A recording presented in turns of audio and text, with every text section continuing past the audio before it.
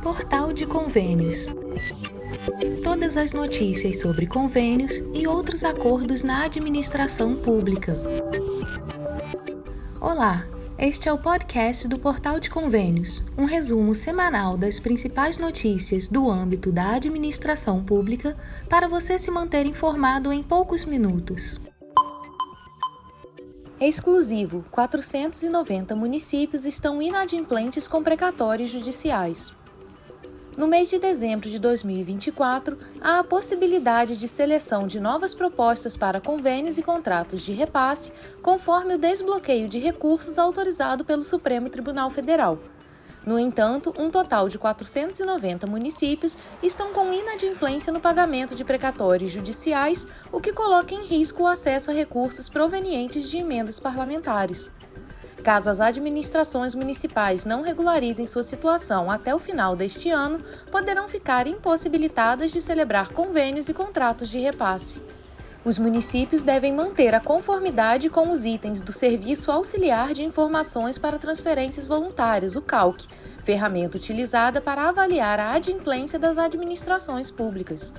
Como sua vigência é diária, a regularidade será verificada no dia da contratação, exigindo que eventuais pendências sejam resolvidas com antecedência.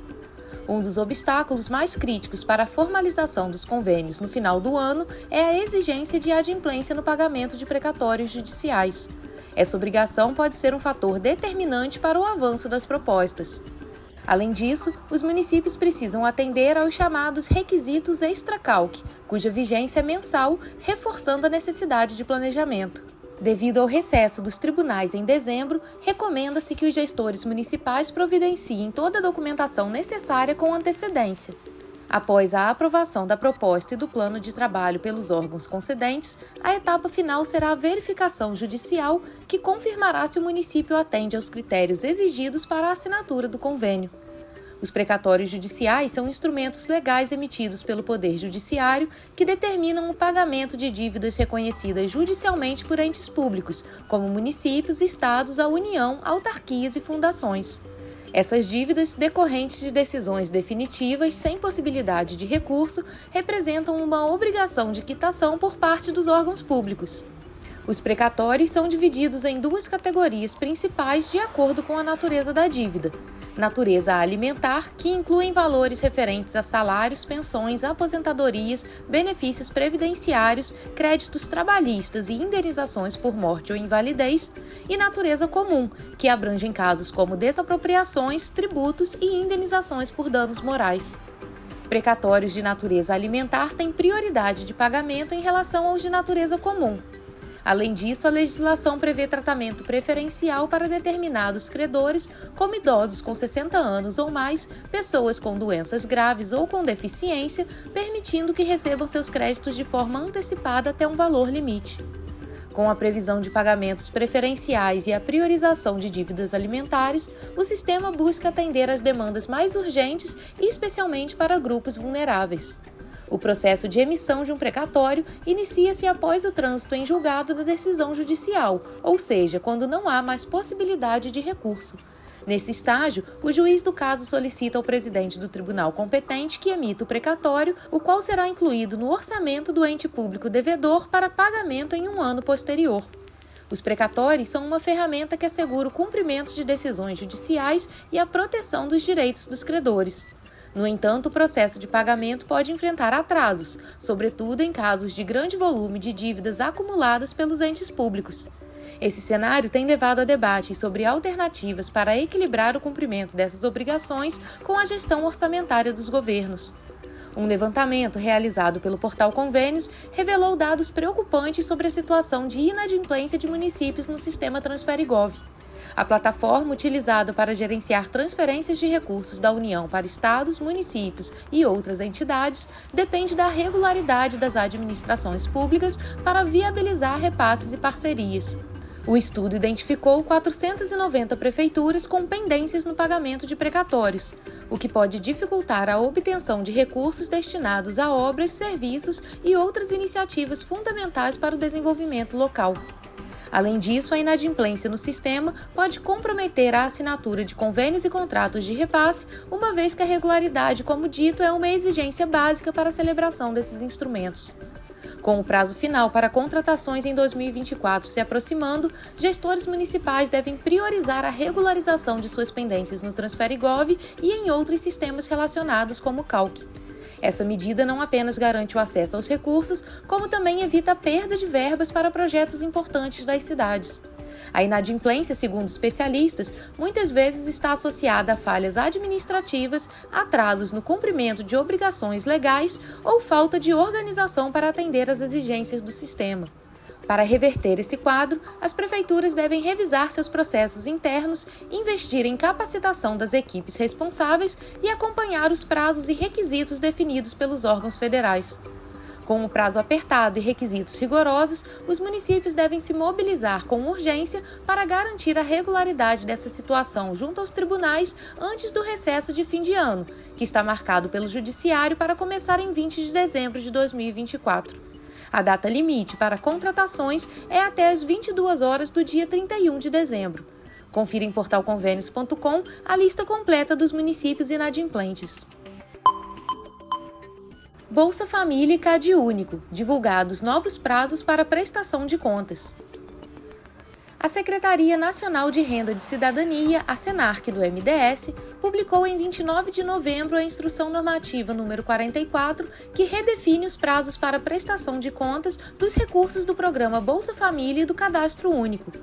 A prestação de contas dos recursos do Índice de Gestão Descentralizado, IGD, executados em 2023, foi prorrogada devido a problemas técnicos enfrentados no Sistema Informatizado da Assistência Social, o SUAS-Web, mais especificamente o Sistema de Autenticação e Autorização, que complicaram o preenchimento dos dados de autenticação de usuários. Os ajustes nos prazos visam garantir maior transparência e eficiência no uso dos recursos do Bolsa Família e do Cadastro Único, sem comprometer a integridade do programa. O programa Bolsa Família e o Cadastro Único são peças-chave no combate à pobreza no Brasil, beneficiando milhões de famílias em situação de vulnerabilidade. A prorrogação permite que gestores locais tenham mais tempo para organizar e reportar adequadamente os dados financeiros para garantir o fortalecimento do programa e o melhor atendimento às famílias em período de transição de mandato nas administrações municipais. Os gestores devem acessar o sistema SUAS-Web para registrar informações detalhadas sobre a aplicação dos recursos. Além disso, o Ministério do Desenvolvimento e Assistência Social está disponível para esclarecer dúvidas através de seus canais de atendimento. Os gestores responsáveis devem cumprir os seguintes prazos. 31 de dezembro de 2024 é o prazo final para que os fundos estaduais e municipais registrem a comprovação dos gastos junto aos Conselhos de Assistência Social. 31 de janeiro de 2025 é o prazo para que os Conselhos de Assistência Social registrem as deliberações sobre a aplicação dos recursos. Cumprir os prazos de prestação de contas não é apenas uma obrigação legal, mas também essencial para garantir que os recursos continuem chegando às famílias que mais precisam. Esses procedimentos de auditoria e a boa gestão ajudam a fortalecer o Bolsa Família, assegurando sua continuidade e impacto social. Veja mais detalhes da Instrução Normativa número 44 de 2024 acessando o link disponível em portalconvênios.com. PF prende 15 suspeitos por desviar recursos de emendas parlamentares.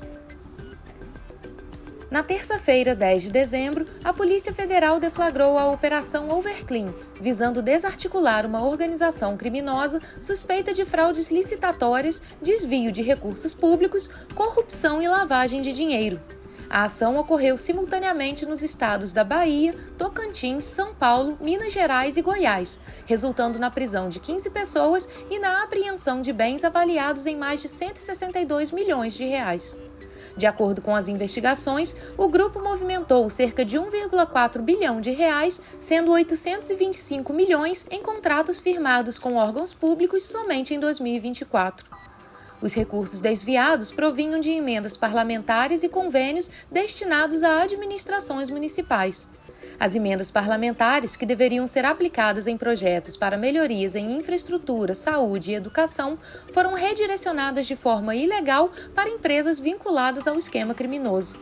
A operação contou com o apoio do Ministério Público Federal, Receita Federal e Controladoria Geral da União. Além dos mandatos de prisão preventiva, foram cumpridos 43 mandatos de busca e apreensão e ordens de sequestro de bens.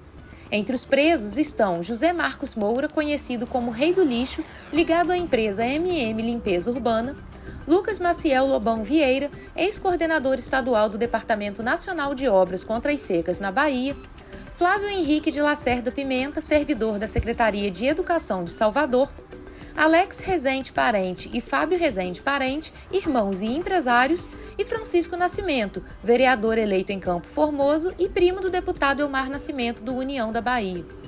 Durante as buscas, a PF apreendeu dinheiro em espécie, 3 aeronaves, 3 barcos, dezenas de veículos de luxo e diversos imóveis de alto padrão. O total de bens sequestrados ultrapassa os 160 milhões de reais. As ações da organização criminosa impactaram administrações municipais em diversas cidades, incluindo Salvador, Lauro de Freitas, Jequié, Itapetinga, Campo Formoso, Mata de São João e Wagner, além de Goiânia, São Paulo e Palmas. O esquema envolvia direcionamento de licitações e superfaturamento de contratos realizados entre as empresas suspeitas e as prefeituras. Os suspeitos são investigados por corrupção ativa e passiva, peculato, fraude em licitações e contratos e lavagem de dinheiro. A cooperação internacional com a Agência Americana de Investigações de Segurança Interna também foi fundamental para o andamento das investigações. A PF segue na busca por 2 investigados que permanecem foragidos. Além disso, 8 servidores públicos foram afastados de suas funções. Os recursos recuperados serão destinados ao ressarcimento dos cofres públicos, enquanto as investigações continuam para identificar todos os envolvidos no esquema criminoso. Fundo de Desenvolvimento da Infraestrutura Regional Sustentável. Fundo terá R$ 1 bilhão para financiar PPPs com projetos sustentáveis. Órgãos da administração pública federal, estadual, distrital e municipal, incluindo consórcios públicos, agora têm acesso a uma nova alternativa de financiamento para estruturar e desenvolver projetos de concessão e parcerias público-privadas, as PPPs. O Fundo de Desenvolvimento da Infraestrutura Regional Sustentável, chamado pela sigla FDIRS, foi anunciado na terça-feira, 10 de dezembro, pelo ministro da Integração e do Desenvolvimento Regional, Valdez Góes, e pelo secretário nacional de Fundos e Instrumentos Financeiros, Eduardo Tavares. Com um patrimônio líquido de R$ 1 bilhão, o FDIRS se destaca como o primeiro fundo de capital da União com gestão privada e discricionária, voltado à viabilização de parcerias público-privadas. O lançamento ocorreu durante o seminário 20 anos da Lei Federal de Parcerias Público-Privadas, PPPs, realizado no auditório da Confederação Nacional do Comércio, em Brasília. O evento foi organizado pela Casa Civil da Presidência da República, em parceria com a Secretaria Especial do Programa de Parcerias e Investimentos. Durante a cerimônia, o ministro Valdez Góes ressaltou que o fundo é um instrumento complementar às políticas e programas do governo federal, alinhado às diretrizes de desenvolvimento econômico e social promovidas pelo presidente da República. Ele enfatizou que o FDIRS é mais um instrumento nesse processo de união, reconstrução e desenvolvimento do Brasil, liderado pelo presidente Lula. Inserido no novo Programa de Aceleração do Crescimento, PAC, o FDIRS tem como objetivo acelerar a implementação de projetos estruturantes em diversos setores, contribuindo para a criação de condições favoráveis à execução de PPPs ao oferecer um apoio estratégico na fase de preparação e viabilização desses projetos. Isso inclui modelagens nos âmbitos ambiental, financeiro, jurídico, de engenharia, entre outros.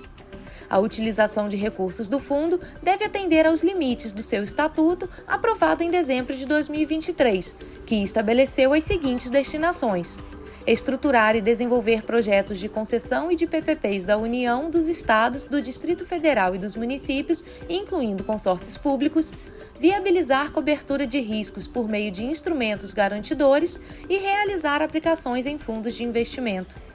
Durante o evento, foi assinado o primeiro contrato no âmbito do FDIRS, um projeto de irrigação em Jaíba, em Minas Gerais. A contratação foi firmada entre a instituição administradora do FDIRS, a Vinci Partners, e a Companhia de Desenvolvimento dos Vales do São Francisco e do Parnaíba, a Codevasf, para o estudo de modelagem econômica financeira e de concessão das etapas 2 e 3 do Jaíba. Segundo o diretor-presidente da Codevasf, Marcelo Moreira, os recursos do FDIRS têm o potencial de transformar o perímetro de irrigação em Jaíba, o maior da América do Sul. Ele afirmou que com esses recursos do FDIRS poderão ser feitos diversos investimentos que já estão mapeados, inclusive prolongar a área irrigada e produtiva do Jaíba, que tem capacidade de ser maior do que o Baixio do Irecê na Bahia e ser o maior perímetro da América do Sul quando estiver com todas as suas áreas concluídas, com mais de 60 mil hectares irrigados. A cerimônia também contou com a celebração da assinatura da Portaria de Implantação do Sistema de Estruturação de Projetos, o CEP, ferramenta utilizada para o cadastro de projetos e empresas interessadas em estruturar iniciativas para serem avaliadas pelo time de gestão do FDIRS. O potencial do fundo em unir municípios para inovar na gestão de projetos públicos foi um dos aspectos destacados pelo ministro da Integração. O BNDES já é um banco que trabalha muito com modelagem, de PPPs, de concessões, a Caixa Econômica também, e agora esta parceria da Casa Civil, Ministério do Planejamento e Ministério da Integração e Desenvolvimento Regional vem para reforçar, criar mais alternativas para os prefeitos, para os governos estaduais, para a iniciativa privada. Eu tenho certeza que com o FIDIS, que nós temos prioridade no Norte, Nordeste, Centro-Oeste, e também políticas públicas como gestão de resíduos sólidos, irrigação, iluminação pública. É importante a gente valorizar nichos de poder público que às vezes não consegue se viabilizar sozinho, estimular consorciamento. Quando a gente faz isso, a gente consegue fazer uma modelagem que tem uma boa escala e barateia o custo daquele serviço. Esse é o propósito desse fundo. Ele vem fazer a complementariedade daquilo que os demais institutos já vêm contribuindo e, com isso, fortalecendo toda essa política do PPA e do novo PAC. O FDIRS possui uma carteira de projetos com setores prioritários, sendo eles: primeiro, abastecimento de água, esgotamento sanitário, limpeza urbana e manejo de resíduos sólidos e drenagem e manejo das águas pluviais urbanas. Segundo, infraestrutura urbana, incluindo mobilidade urbana, habitação e iluminação pública. Terceiro, transporte. Quarto, infraestrutura social, incluindo área de educação e saúde. Quinto, irrigação. E sexto, parques e florestas. A política de investimento do FDIRS dá preferência a projetos nas regiões Norte, Nordeste e Centro-Oeste, embora também permita projetos em outras regiões do país. A contratação do FDIRS pelos entes demandantes pode ser feita sem licitação, conforme o artigo 33b da Lei 12.712 de 2012, para desenvolver as atividades previstas na política de investimentos. Recentemente, o MIDR vem prospectando projetos no âmbito do FDIRS com prefeitos e representantes de consórcios estaduais das 5 regiões brasileiras. Na segunda-feira, dia 9, o FDIRS e o Atlas de Territórios Brasileiros para Parcerias Público-Privadas de Cidades Inteligentes foram apresentados pelo ministro Valdez Góes a prefeitos e secretários do estado do Amapá. O Instituto de Planejamento e Gestão de Cidades, parceiro do Ministério, tem colaborado ativamente para difundir os potenciais do novo fundo com os resultados catalogados no Atlas. Ele fornece agrupamentos de municípios similares para identificar arranjos inteligentes para PPPs que promovam a integração regional e a otimização de serviços públicos. Para o secretário Eduardo Tavares, o estudo ajuda os gestores a visualizar novas opções de modelagens e parcerias para os municípios. Ele explicou que um dos principais temas de que trataram foram projetos de irrigação em função da estiagem que a Amazônia enfrenta, mas não foram deixados de lado assuntos de mobilidade, gestão de resíduos sólidos, cidades inteligentes e uma série de agendas estruturantes que poderão levar crescimento e mais geração de emprego e renda para os municípios. Bolsa Família. Calendário é unificado para 636 municípios em situação de emergência. Desde a última terça-feira, 10 de dezembro, o governo federal começou o pagamento unificado do programa Bolsa Família em 636 municípios brasileiros que enfrentam situação de emergência ou estado de calamidade pública.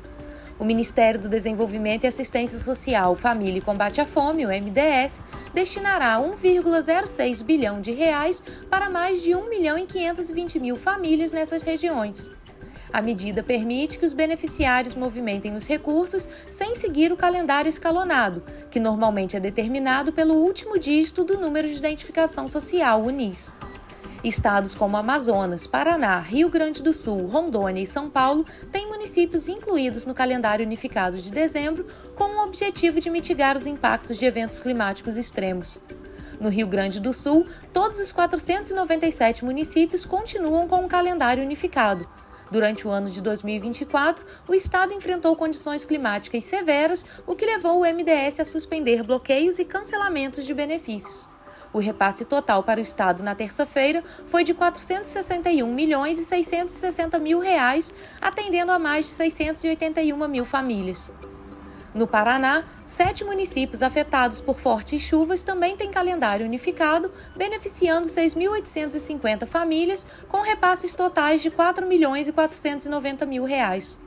As cidades contempladas incluem General Carneiro, Itaipulândia, Lidianópolis, Rebouças, Rio Azul, Santa Maria do Oeste e Capitão Leônidas Marques. Em São Paulo, 21 municípios enfrentaram chuvas intensas, com 60.650 famílias recebendo mais de R$ 40 milhões em transferências. Essas regiões estão entre as mais afetadas do Sudeste. No Amazonas, a estiagem severa impactou 59 municípios, colocando 643.700 famílias em situação de vulnerabilidade. O montante transferido ultrapassa R$ 470 milhões. A vazante dos rios foi o principal fator para o reconhecimento do estado de emergência. Em Rondônia, os 52 municípios também operam com um calendário unificado, beneficiando 136.490 domicílios, com repasses totais de R$ 93.400.000. O calendário escalonado do Bolsa Família é temporariamente substituído em municípios em situação de emergência ou calamidade. Além disso, outras medidas especiais foram implementadas pelo MDS. A primeira delas é a autonomia de saque. Beneficiários podem realizar saques sem cartão ou documento, desde que apresentem a declaração especial de pagamento emitida pela gestão municipal. A segunda medida é a prorrogação de prazos. Prazos para atualização cadastral e revisões do Bolsa Família estão prorrogados, garantindo continuidade do benefício. Outra medida é a renovação da unificação. Caso a situação de emergência ou calamidade persista, os municípios podem renovar a solicitação de unificação do calendário por mais 2 meses. A lista completa dos municípios com calendário unificado divulgada pelo MDS pode ser consultada diretamente em portalconvênios.com. A medida visa garantir que as famílias afetadas por eventos extremos tenham acesso rápido aos recursos essenciais para enfrentar os desafios impostos pelas condições climáticas adversas.